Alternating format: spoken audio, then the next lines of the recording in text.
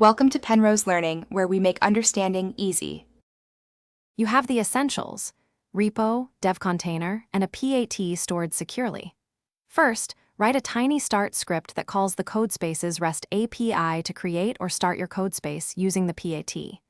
Use JSON payload with repo, branch, and machine type so the environment matches your dev container.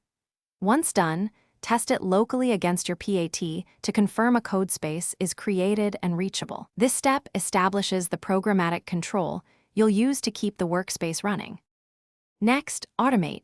Deploy the start script as a cron job or a scheduled GitHub Actions workflow. The job should call the API every 10 to 30 minutes to start or ping the codespace before idle timeout. Make sure to handle 409/422 responses gracefully. Also include a quick health check that requests an exposed port or a simple status endpoint so you know the workspace is responsive. Once scheduled, monitor logs for failures and adjust frequency to balance cost and uptime. Finally, lock it down and review costs. Make sure your PAT is restricted and rotated, store it in secrets, and pick the smallest machine that meets needs. Once deployed, verify the schedule keeps the codespace alive and that ports forward correctly.